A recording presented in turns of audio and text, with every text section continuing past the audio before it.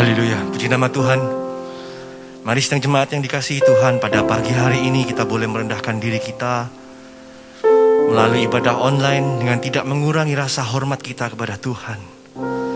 Kita mau undang hadirat Tuhan untuk hadir dimanapun saat di sini. Meskipun ada Anda di rumah, dimanapun Anda mengikuti ibadah ini, kita undang hadirat Roh Kudus untuk bersama-sama dengan kita. Kita menaikkan puji-pujian penyembahan. Mungkin kita sudah mendengar apa yang terjadi di luar sana, tapi kita tetap percaya penyertaan Tuhan tidak pernah berubah. Baik dahulu, sekarang, bahkan sampai selama-lamanya. Haleluya Yesus, haleluya, haleluya. Haleluya Yesus. Musim makan selalu berganti, kasih Tuhan tetap abadi, tak akan berubah sampai selamanya. Ku tetap percaya, amin. Ku yakin Tuhan memberkati, ku yakin Tuhan melindungi. Burung di udara Tuhan pelihara, karena kasih-Nya Tuhan selalu menolongku, selalu menjagaku.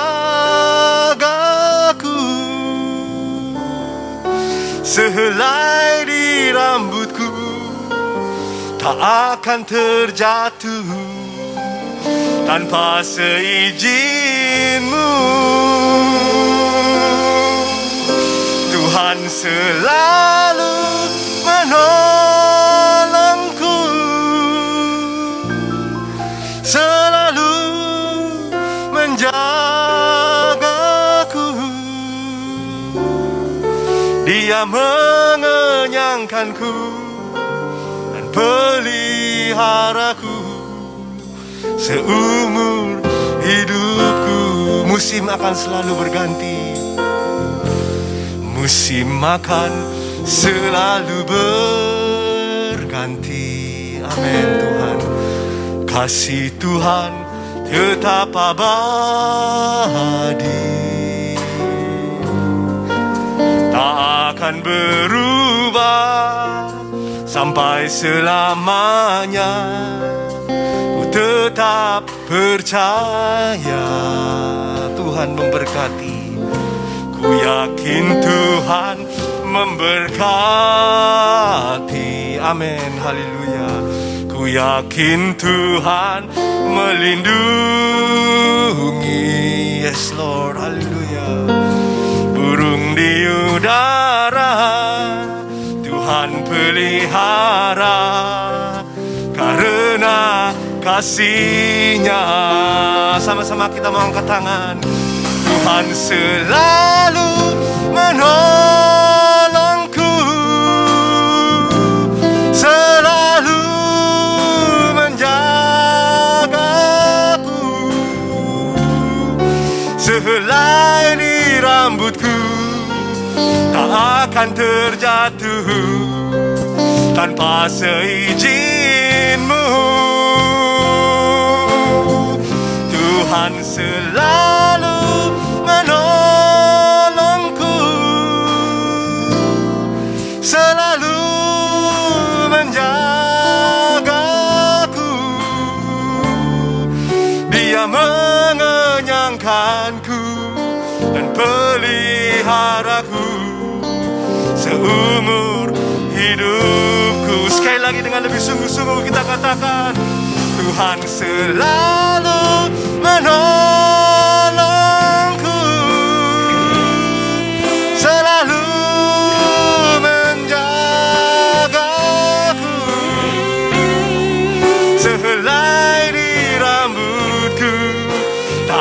akan terjatuh tanpa seizin-Mu.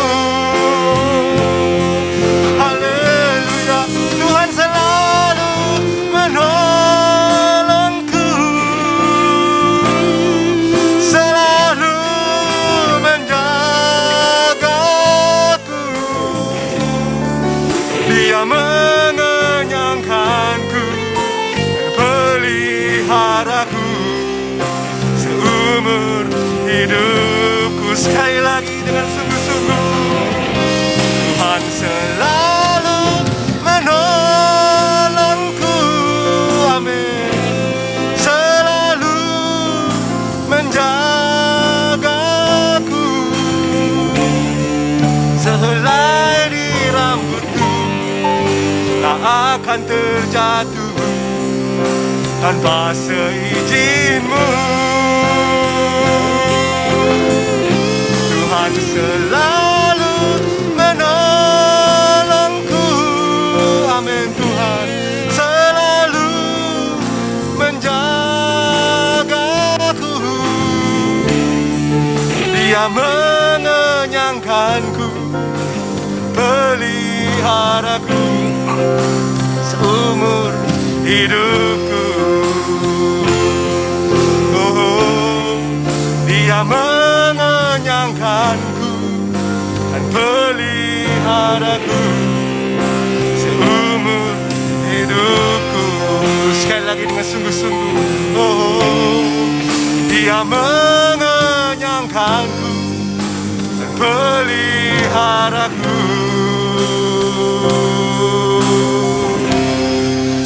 seumur hidupku. Haleluya, haleluya, oh, haleluya, haleluya, haleluya, haleluya, haleluya, haleluya,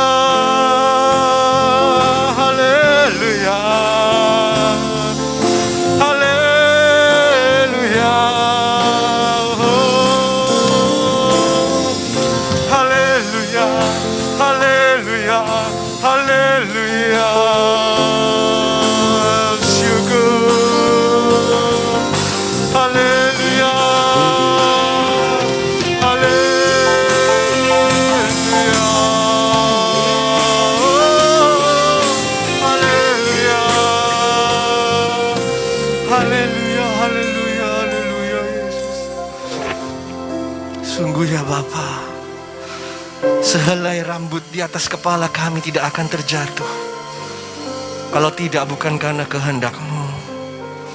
Kami tidak tahu Tuhan apa yang menjadi rencana-Mu dalam hari-hari terakhir ini. Tapi kami tetap percaya Tuhan, satu hal kami boleh tetap yakini, bahwa rencana-Mu adalah rencana yang mendatangkan kebaikan untuk kami semua, bukan rencana yang mendatangkan malapetaka.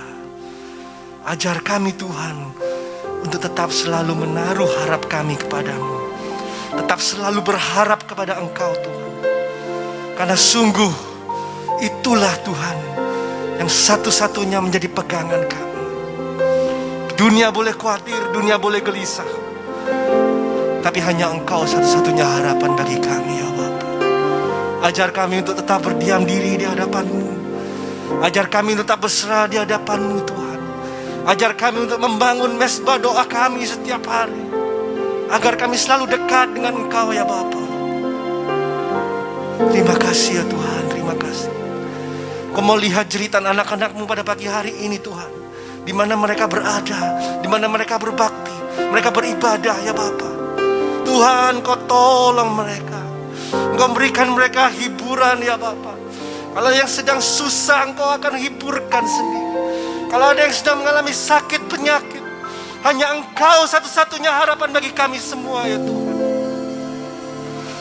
Kalau mungkin sedang mengalami kesusahan keekonomian, hanya Engkau Allah yang memelihara kami, satu-satunya harapan bagi kami semua. Terima kasih ya Tuhan, terima kasih. Terima kasih ya Tuhan. Biarlah kami buka ibadah kami pada pagi hari ini hanya dalam satu nama yang besar. Nama yang tidak pernah berubah. Nama yang dahulu sekarang tetap mengasihi kami semua. Di dalam nama Tuhan Yesus Kristus. Haleluya. Amin. Haleluya, puji nama Tuhan. Saudara, kita akan menaikkan lagu dengan sedikit irama gembira ya. Karena firman Tuhan berkata bahwa hati yang gembira adalah obat. Ya, kita tidak tahu apa yang terjadi pada akhir-akhir ini, tapi kita tetap percaya kalau hati saudara gembira, imun saudara juga akan naik. Ya, haleluya. Kasih Allah tak berkesudahan. Amin. Naikkan pujian ini dengan penuh iman.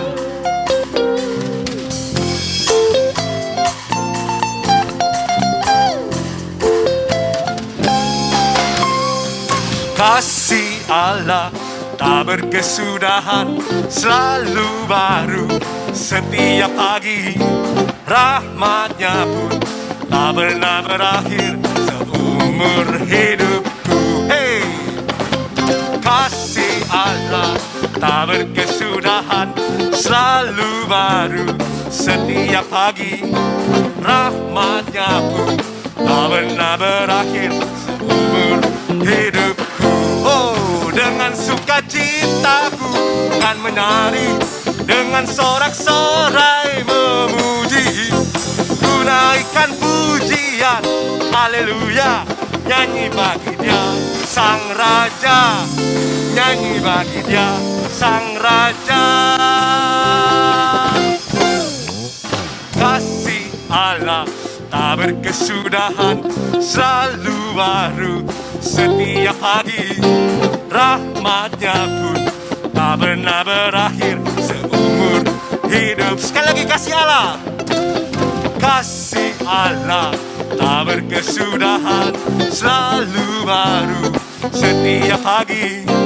Rahmatnya pun tak pernah berakhir seumur hidupku.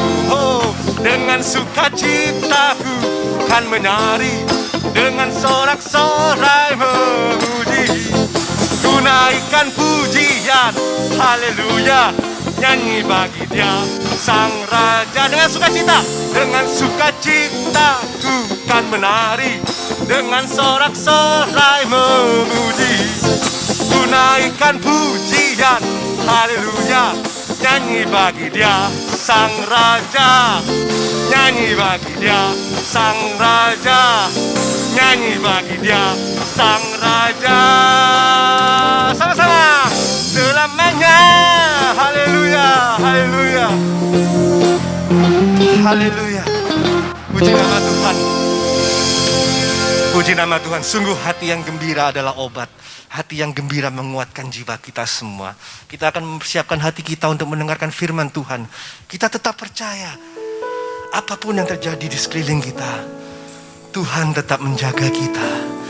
Yesus tetap memegang kita dengan tangan kanannya yang ajaib. Haleluya Yesus, haleluya. Haleluya, haleluya. Haleluya. Ku tidak takut, sebab kau besertaku. Amin. Ku tidak bimbang, sebab kau Allahku. Engkau meneguhkanku, bahkan menolongku. Kau batu karangku, Yesus Tuhan. Sekali lagi, ku tidak takut. Ku tidak takut, sebab kau besertaku.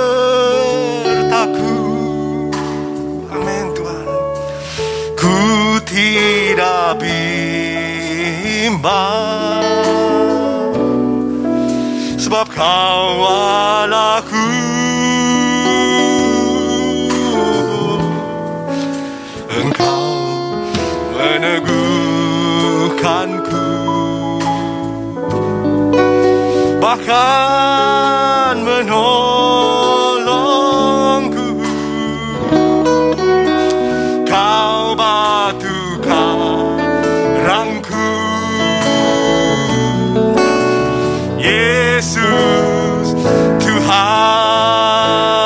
sama-sama kita katakan, Yesus memegangku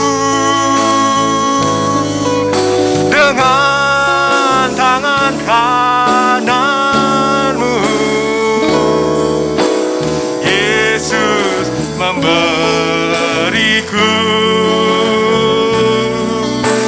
kemenangan. Yesus memegangku dengan tangan kananmu. Yesus memberiku kemenangan. Nyanyikan dengan penuh iman, Dia pegang tangan kita. Yesus memegangku, haleluya, dengan tangan kananmu. Amin, amin. Yesus memberiku kemenangan. Yesus memegangku, haleluya, dengan tangan kananmu. Amin Tuhan. Yesus memberiku, haleluya, haleluya, sekali lagi katakan dengan penuh iman, haleluya. Yesus memegangku, haleluya, dengan tangan kananmu. Yesus memberiku kemenangan. Yesus memegangku dengan tangan kananmu. Yesus memberiku kemenangan. Dia beri kita kemenangan. Amin. Yesus memberiku kemenangan. Dia beri kita kemenangan. Yesus memberiku kemenangan.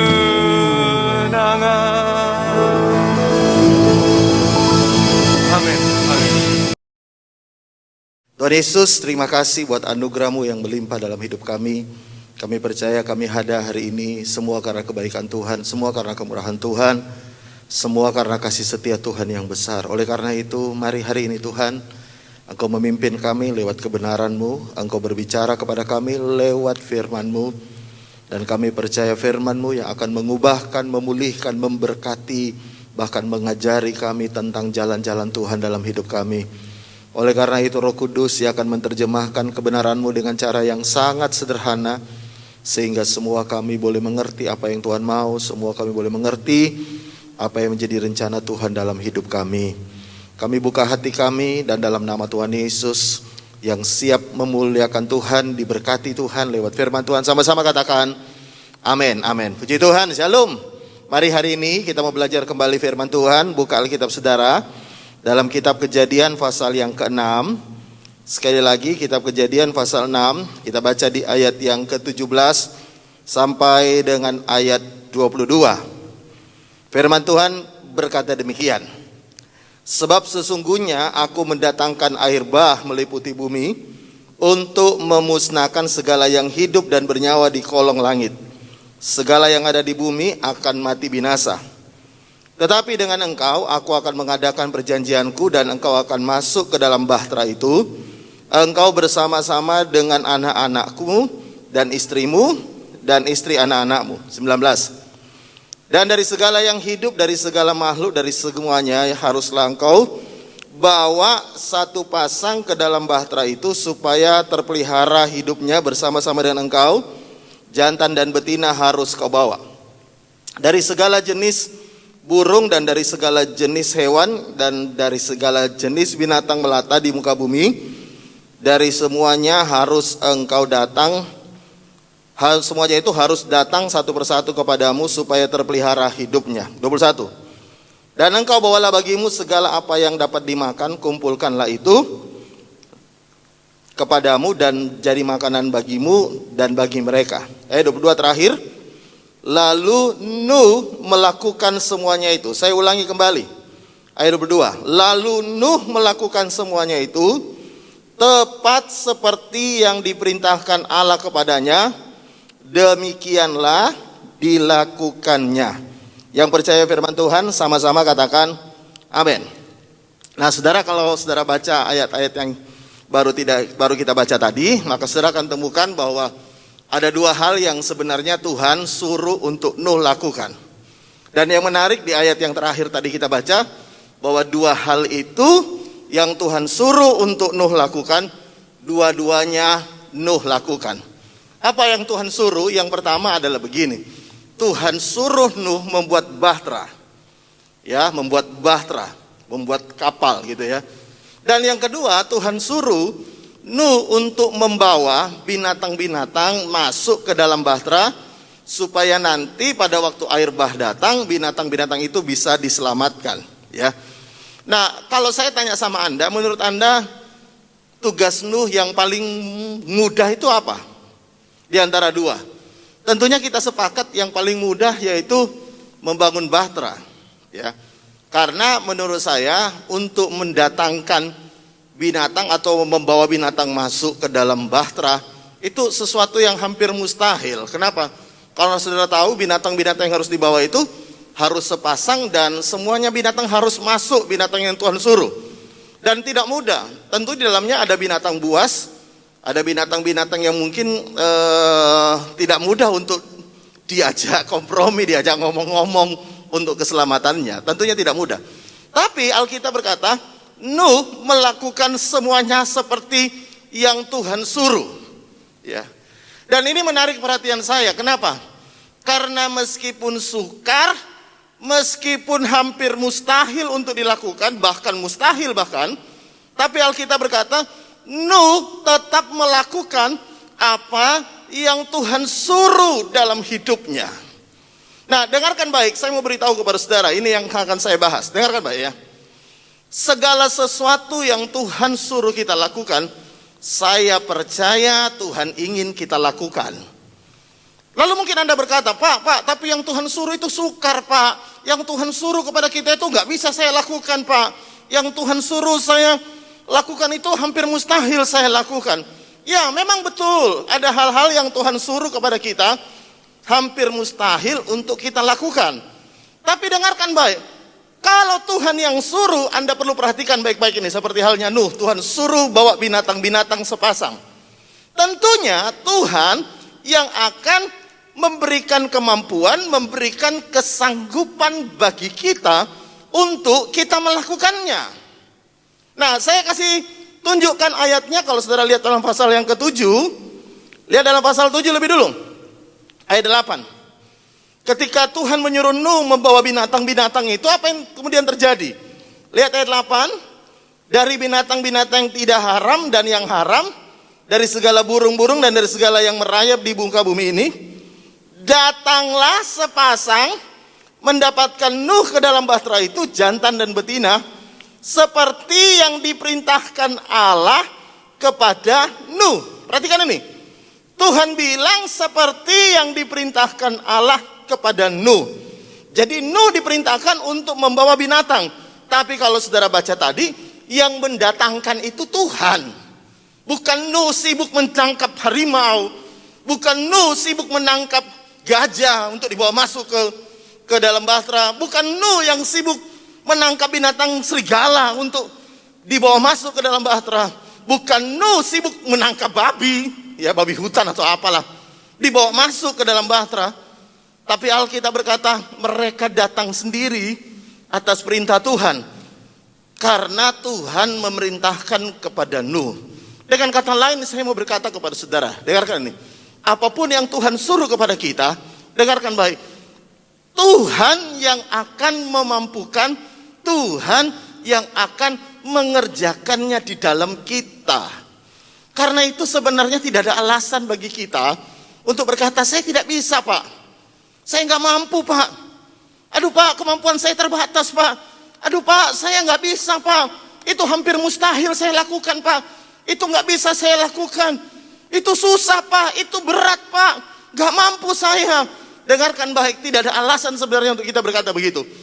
Karena sesungguhnya apa yang Tuhan suruh kita lakukan, Alkitab dengan jelas berkata seperti halnya Nuh, Tuhan yang memberikan kemampuan, Tuhan yang memberikan jalan, Tuhan yang sendiri yang bekerja supaya Nuh bisa melakukan apa yang Tuhan perintahkan.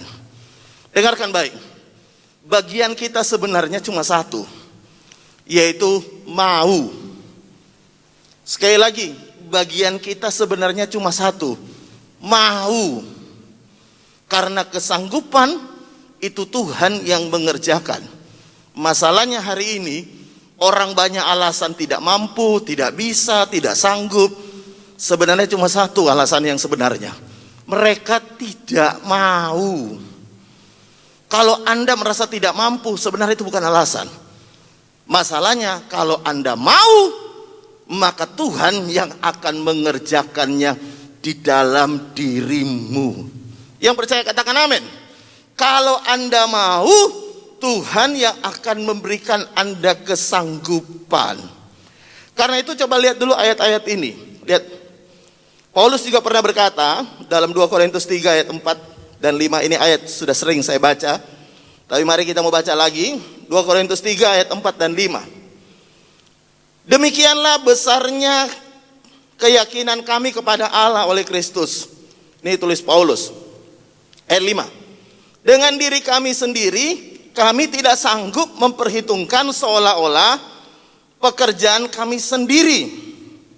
Jadi Paulus bilang begini, kami nggak bisa hitung bahwa itu adalah kesanggupan kami, karya kami sendiri. Ayat 5 dengan terakhir berkata, tidak. Kesanggupan kami adalah pekerjaan Allah. Kalau saudara baca dalam terjemahan Indonesia sehari-hari, saya mau bacakan bagi Anda. Sama di ayat yang kelima 2 Korintus 3 dalam terjemahan bahasa Indonesia sehari-hari berkata begini. Kami tidak mempunyai suatu alasan apapun untuk menyatakan bahwa kami sanggup melakukan pekerjaan ini. Tetapi Allah yang memberikan kemampuan itu kepada kami. Jadi semua apa yang Paulus lakukan ketika dia disuruh Tuhan melakukan sesuatu, dia berkata begini, kami sebenarnya nggak sanggup, tapi Tuhan yang memberikan kami kemampuan. Nah, bagian Paulus apa? Bagian Paulus cuma satu, mau. Bagian Paulus cuma satu, mau. Karena kalau dia mau, maka Tuhan yang akan mengerjakan semua kesanggupan di dalam dirinya. Anda pernah mendengar sebuah ungkapan yang berkata begini, di mana ada kemauan selalu ada jalan. Ya kan? Di mana ada kemauan selalu ada jalan. Nah, masalahnya kalau orang tidak mau selalu banyak alasan. Sekali lagi saya ulangi, di mana ada kemauan selalu ada jalan. Di mana ada tidak mau selalu banyak alasan. Bahkan kadang-kadang alasannya tidak masuk logika. Karena itu hari ini saya mau beritahu kepada saudara, ya. Yang paling penting dalam hidup ini bukan kesanggupanmu, bukan kemampuanmu, tapi yang paling penting hari ini adalah kemauanmu. Dan jujur saudara tahu, hari ini Tuhan tidak pernah mencari orang yang sanggup, karena Tuhan yang akan mengerjakan kesanggupan. Tapi Tuhan mencari orang yang mau. Dan masalahnya tidak banyak orang yang mau. Bahkan Paulus berkata juga begini dalam Filipi. Saya mau tunjukkan juga ayatnya lagi sebelum saya masuk ke bagian contoh yang lainnya. Lihat Filipi pasal yang keempat ayat 13. Ini ayat yang sudah sangat terkenal ya. Firman Tuhan berkata begini, Ya, Filipi pasal 4 ayat 13. Segala perkara dapat kutanggung di dalam Dia yang memberi kekuatan kepadaku. Paulus berkata, segala perkara dapat kutanggung di dalam Dia yang memberi kekuatan kepadaku. Sayang dalam terjemahan bahasa Indonesia diterjemahkan dalam bentuk pasif sebenarnya ya. Karena dikatakan segala perkara dapat kutanggung, lebih pasif. Tapi kalau dalam terjemahan King James Version, ya diterjemahkan lebih aktif. Karena diterjemahkan begini, I can do all things through Christ which strengthen me. Jadi Paulus berkata, aku dapat melakukan segala perkara melalui Kristus yang menguatkan aku. Jadi bukan hanya pasif menanggung dalam bahasa Indonesia, tapi sebenarnya aktif melakukan sesuatu. Di mana? Kenapa Paulus berkata dia dapat melakukan segala sesuatu? Dia berkata melalui Kristus yang menguatkan aku. Jadi seolah-olah Paulus berkata begini, apapun yang Tuhan mau aku lakukan, akan aku lakukan. Aku sanggup lakukan. I can do all things. Kenapa? Karena ada Tuhan yang memberikan kekuatan, kemampuan, kesanggupan kepada setiap kita. Nah, sekali lagi saya mau beritahu kepada saudara, ya. Kalau Nuh disuruh Tuhan membawa binatang-binatang sepasang-sepasang, bagi saya itu di luar kemampuan Nuh, di luar kesanggupan Nuh. Tapi Alkitab berkata, Tuhan yang membawa binatang itu sendiri datang, seperti yang Tuhan perintahkan kepada Nuh. Jadi ketika Nuh berkata, ya Tuhan saya mau, ya Tuhan saya mau melakukan, maka semua kesanggupan itu Tuhan berikan kepada Nuh. Hari ini bagaimana dengan Anda yang ada di rumah, ya? Kadang-kadang kita terlalu banyak alasan untuk hal-hal yang rohani. Kita berkata, aduh Pak saya repot Pak, aduh Pak saya sibuk hari-hari ini Pak, aduh Pak kerjaan saya lagi sepi hari ini Pak, aduh Pak kerjaan saya lagi turun hari ini Pak, aduh Pak situasi ekonomi hari ini kurang bagus Pak, Pak hari ini di mana-mana orang teriak Pak, aduh susah Pak, aduh Pak gimana Pak, ya hari-hari ini saya nggak punya waktu Pak. Saya mau beritahu, bagi saya itu hanya sebuah alasan karena ketidakmauan Anda. Karena di mana ada kemauan, selalu ada jalan yang Tuhan bukakan dalam hidupmu. Ada kesanggupan yang Tuhan bukakan dalam hidupmu. Ada kemampuan yang luar biasa yang Tuhan bukakan dalam hidupmu. Masalah terbesar kita, saya beritahu, kita mau atau tidak. Bukankah Tuhan sudah buka jalan untuk banyak hal dalam hidup kita, supaya Tuhan ingin kita melakukan apa yang menjadi bagian kita. Tapi masalahnya sekali lagi, tidak banyak orang yang mau. Saya mau tunjukkan contoh-contoh dalam Alkitab lagi, supaya saudara bisa mengerti bahwa begini, kalau Tuhan suruh Anda lakukan, Tuhan yang akan berikan Anda kemampuan. Coba sama-sama baca dulu dalam kitab Kejadian. Kejadian pasal yang kedua ayat 19. Kejadian pasal yang kedua ayat 19, firman Tuhan berkata begini. Ya. Lalu Tuhan Allah membentuk dari tanah segala binatang hutan dan dari segala burung di udara. Dibawanyalah semua itu kepada manusia untuk melihat bagaimana ia menamainya.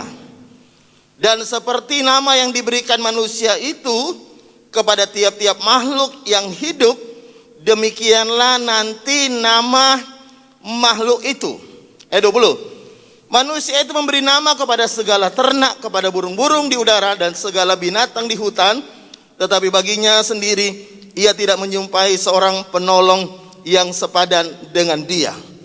Dengarkan baik ya. Jadi binatang-binatang itu dibawa kepada Adam untuk diberi nama. Saya mau beritahu, hari-hari ini aja, kalau ada sepasang suami istri punya anak pertama aja, kadang-kadang masih bingung kasih nama apa. Kadang suami istri aja nggak cocok namanya, betul nggak? Ya, mereka bertengkar. Wah, jangan dikasih nama itu kan nama mantanmu. Kok kasih nama mantanmu untuk anak kita? Jangan, aku nggak setuju. Ya. Nah, itu aja bingung. Namain satu anak aja bingung, betul nggak? Kalau saudara tahu, Adam disuruh memberi nama kepada semua binatang. Berapa jumlah binatang? Saya yakin ada ribuan binatang, bahkan mungkin bisa ratusan ribu binatang datang untuk diberi nama. Yang saya buat heran saya begini, saudara ya. Buat saya heran begini. Adam itu kan nggak pernah makan bangku sekolah, betul nggak? Ya kita juga semua nggak pernah makan bangku sekolah. Yang sering makan bangku sekolah itu biasanya rayap, betul nggak? Sampai jendela pun dimakan oleh rayap. Adam kan nggak pernah mengecap pendidikan. Gimana dia punya wawasan untuk memberi nama? Kalau dia nggak pernah punya pendidikan, nggak punya sesuatu wawasan untuk memberi nama, mungkin akan diberi nama ribuan, itu mungkin namanya mirip-mirip. Ya, kayak ada orang namanya Ita, Ati, itu apalah namanya itu dibolak-balik aja. Tapi kalau saudara tahu binatang dengan segala bentuknya diberi nama oleh Adam. Dari mana kok Tuhan suruh Adam memberi nama? Kenapa tidak Tuhan sendiri yang memberi nama? Kenapa mesti Adam? Kenapa Tuhan suruh Adam yang melakukannya? Apakah Tuhan tidak lihat Adam itu baru diciptakan, dia tidak punya pengalaman? Ya, Adam sebelumnya nggak pernah punya pengalaman. Dia nggak punya orang tua yang ngajari dia bagaimana dalam kehidupan. Dia nggak punya wawasan, nggak punya pengalaman, nggak punya pendidikan. Semuanya nggak punya. Tapi Tuhan suruh Adam memberi nama binatang. Nah, jawabnya sederhana kalau saudara baca di dalam Alkitab, Kejadian pasal yang pertama, ya, di dalam ayat yang ke-27 atau ayat 26, firman Tuhan berkata begini. Berfirmanlah Allah, baiklah kita menjadikan manusia menurut gambar dan rupa kita, supaya mereka berkuasa atas ikan-ikan di laut dan burung-burung di udara, dan atas ternak, atas seluruh bumi, dan atas segala binatang melata yang merayap di bumi. Langsung lompat ayat 28. Allah memberkati mereka, yaitu manusia. Lalu Allah berfirman kepadanya, beranak cuculah dan bertambah banyak. Penuhilah bumi, taklukkanlah dan berkuasalah atas ikan-ikan di laut dan atas burung-burung di udara dan atas segala binatang yang merayap di bumi. Nah, kalau saudara tahu kenapa Adam bisa memberi nama begitu banyak binatang dan binatangnya nggak ada yang protes ya. Ya, hari-hari ini mungkin ada anak setelah besar, ya. Saya pernah dengar cerita di Manado ya. Suatu hari ada anak pulang dari sekolah, dia nangis. Kenapa? Karena teman-temannya ejek namanya. Lalu dia tanya mamanya, "Ma, kenapa aku dikasih nama ini?" Mamanya bilang, "Waktu kamu mau lahir itu, ya, mama dalam perjalanan ke rumah sakit, mama lihat ada spanduk besar di tengah jalan. Tulisannya Ice Juice. Lalu mama pikir itu nama yang baik, mama kasih nama lau Ice Juice. Iya ma, tapi saya sekarang ini diejek teman-teman saya, karena nama saya Es Jus ternyata ya, Ice Juice. Nah, ada anak yang protes kepada orang tuanya, kenapa dikasih nama ini? Kalau saudara tahu binatang nggak ada yang protes dikasih nama apa gitu loh. Ya, kasih nama nggak ada yang protes. Kenapa?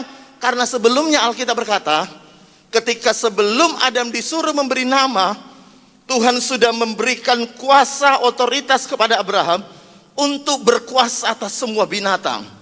Nah, kembali lagi saudara lihat, semua yang Tuhan perintahkan, tidak pernah Tuhan membiarkan kita melakukan sendiri tanpa backup kesanggupan dari Tuhan. Tidak pernah. Karena itu kalau Tuhan suruh Anda melakukan sesuatu, tidak pernah sorga itu berdiam diri, tapi sorga membackup Anda untuk melakukan apa yang Tuhan suruh dalam hidupmu. Karena itu kembali lagi, masalah terbesar kita itu bukan masalah kesanggupan. Masalah terbesar kita adalah masalah kemauan. Tapi seringkali yang kita ungkapkan sebagai sebuah alasan selalu masalah kemauan. Aduh pak, maaf pak, saya nggak bisa memberi. Kenapa? Bapak tahu ya, karena ekonomi hari ini lagi susah. Pak, maaf pak, saya nggak bisa bantu pak. Kenapa? Saya sendiri ini lagi dalam keadaan sulit. Pak, maaf pak, saya nggak bisa bantu. Saya masih banyak cicilan, ya kan? Pak, maaf pak, saya nggak bisa bantu. Masalahnya cuma satu. Semua kesanggupan itu bukanlah alasan. Semua ketidakmampuanmu itu sebenarnya bukan alasan. Masalah terbesarnya Tuhan bilang, kita mau atau tidak. Nuh, ingat tadi saya sudah cerita, Nuh Tuhan suruh kumpulkan binatang, tapi tidak pernah ditulis oleh Alkitab Nuh mondar-mandir nangkapin satu-satu binatang sepasang-sepasang. Nggak pernah. Alkitab mencatat binatangnya yang datang. Kenapa binatangnya datang? Saudara tahu kenapa? Karena Nuh mau. Begitu Nuh mau, kesanggupan Tuhan turun, kemampuan Tuhan turun. Sorga tidak berdiam diri, sorga menolong Nuh untuk melakukan apa yang Tuhan suruh dalam hidupnya. Karena itu hari ini saudara tahu ya, khususnya di masa pandemi ini, saya mau beritahu, jangan banyak alasan untuk sesuatu yang kau tidak mau. Seringkali kita ini tidak mau, tapi kita banyak alasan. Bilang aja nggak mau, ya. Dan saya mau beritahu, kita nggak bisa sembunyi di balik 1000 alasan yang kita berikan. Tidak bisa. Karena Tuhan tahu sebenarnya hatimu, bahwa sebenarnya engkau tidak pernah mau. Tuhan buka jalan untukmu untuk terlibat dalam banyak hal. Tapi masalahnya, jawabannya cuma satu. Engkau tidak mau. Pak, bukan saya nggak mau. Sudahlah, saya mau beritahu kepada saudara. Kenapa engkau nggak jujur aja? Engkau nggak mau. Pak, saya bukan nggak mau Pak, tapi keadaan gini. Sudahlah, Anda dengar firman Tuhan tadi. Tuhan berkata, semua yang Tuhan suruh, Tuhan sudah backup Anda. Masalahnya sekali lagi, Anda mau atau tidak. Saya berdoa hari ini Anda dengar ini, betul-betul Anda cuma berkata, Tuhan saya mau. Maka semuanya akan Tuhan kerahkan untuk menolong Anda. Saya mau kasih contoh di bagian yang berikutnya. Ada satu ayat lagi yang kita baca dan saya selesai dengan ini. Lihat dengan Hakim-Hakim pasal yang keempat. Ya, ayat yang keempat mulai. Ini kisah tentang Deborah dan Barak. Ya. Lihat ayat 4. Hakim-Hakim 4 ayat 4 mulai. Pada waktu Deborah seorang nabiah, istri Lapidot, pemerintah sebagai hakim atas orang Israel. Ia biasa duduk di bawah pohon korma Deborah antara Rama dan Betel di pegunungan Efraim, dan orang Israel menghadap dia untuk berhakim kepadanya. Lihat ayat 6. Lihat. Ia atau Deborah memanggil Barak bin Abinoam dan dari Kades di daerah Naftali. Lalu berkata kepadanya, bukankah Tuhan Allah Israel, perhatikan ini, memerintahkan demikian. Jadi dia panggil Barak, Deborah panggil Barak, lalu memberitahukan apa yang menjadi perintah Tuhan dalam hidupnya. Lihat ini, saya ulangi, bukankah Tuhan Allah Israel memerintahkan demikian? Majulah bergerak menuju Gunung Tabor dengan membawa 10.000 orang Bani Naftali dan Bani Sebulon bersama-sama dengan engkau. Dan akunya Tuhan huruf besar, ya, akan menggerakkan Sisera panglima tentara Yabin dengan kereta-keretanya dan pasukan-pasukannya menuju engkau ke sungai Kison, dan aku akan, perhatikan, yang disuruh Barak, tapi yang mengerjakan strateginya, bahkan yang melakukan peperangan, itu Tuhan. Tuhan berkata, aku akan menyerahkan dia ke dalam tanganmu. Dengarkan, Tuhan memberi perintah kepada Barak, tapi segala strategi, segala kemampuan, segala kesanggupan, Alkitab berkata, Tuhan yang mengerjakannya. Tapi lihat apa jawab Barak. Ayat 8. Jawab Barak kepada Deborah, jika engkau turut maju, aku pun maju. Tetapi jika engkau tidak maju, aku pun tidak maju. Ayat 9. Kata Deborah, baik, aku turut. Tapi perhatikan baik-baik ayat selanjutnya, apa kata Deborah. Hanya engkau tidak mendapat kehormatan dalam perjalanan yang engkau lakukan ini, sebab Tuhan akan menyerahkan Sisera ke dalam tangan seorang perempuan. Lalu Deborah berdiri dan pergi bersama-sama dengan Barak ke Kades. Nah lihat, Tuhan suruh Barak untuk melakukan peperangan. Tapi Tuhan juga memberitahu Barak, nanti strateginya begini. Aku yang akan mengerahkan musuhmu datang, dan nanti aku yang akan menyerahkan dia ke dalam tanganmu. Tuhan udah kasih tahu, kesanggupanmu itu aku yang akan mengerjakan, peperanganmu aku yang berperang. Kau tinggal berkata, aku mau. Tapi Barak tidak mau. Barak gak mau, dia menolak. Lalu Deborah berkata, karena kau tidak mau, maka segala kehormatan, kemuliaan dari perjalanan ini tidak akan engkau dapatkan. Aku akan memberikan kepada seorang perempuan. Kalau saudara tahu kisahnya, ya, Ada seorang wanita, istri Yeber, salah di Alkitab, kemudian mematok kepala musuhnya sehingga mati. Dia yang membunuh, bukan Barak. Saya mau beritahu ini yang perlu Anda perhatikan baik-baik. Kalau Anda nggak mau, saudara pikir Tuhan tidak punya cara lain. Saya beritahu, kalau Anda nggak mau, Tuhan bisa pakai orang lain. Ingat Tuhan pernah berkata begini kepada orang Israel, kalau kau tidak mau memuji Tuhan, batu pun Tuhan bisa pakai untuk memuji Tuhan. Batu loh. Ya. Dan kalau engkau nggak mau, Tuhan alihkan semua kehormatan kepada orang yang mau. Karena itu hari ini saya beritahu, kalaupun hari ini engkau dengar perintah Tuhan, tawaran Tuhan untuk melakukan sesuatu, dengarkan baik ini. Mungkin itu di luar kemampuanmu. Mungkin engkau berkata, Pak, saya nggak sanggup. Mungkin engkau berkata, Pak, saya nggak mampu. Ingat baik-baik, Tuhan tidak butuh kesanggupanmu. Tuhan hanya butuh kemauanmu. Karena kesanggupan Tuhan yang mengerjakan. Tapi kemauan itu datang dari dirimu. Karena Tuhan tidak pernah suka maksa-maksa orang untuk melakukan apa yang dia mau. Dia mencari orang yang berkata, saya mau, saya rela. Karena Tuhan yang suruh saya. Dan semua kemampuan Tuhan akan berikan dalam hidupmu. Karena itu seringkali kita melihat perintah Tuhan sebagai beban. Sementara Tuhan melihat perintahnya sebagai alat untuk mempromosikan hidupmu. Tuhan melihat perintahnya itu sebagai alat untuk memberkati engkau. Tuhan melihat perintahnya itu sebagai sarana untuk mengangkat hidupmu. Tapi kita melihat setiap apa yang Tuhan suruh sebagai beban. Sehingga tidak heran ada begitu banyak orang menolak. Ayo terlibat, aduh Pak, enggak Pak, saya lagi repot Pak. Ayo maju, aduh Pak, enggak bisa Pak. Bapak tahu ya, saya enggak ada waktu. Padahal setiap apapun ketika engkau mau, Tuhan akan menolong engkau. Tuhan akan bukakan jalan untukmu.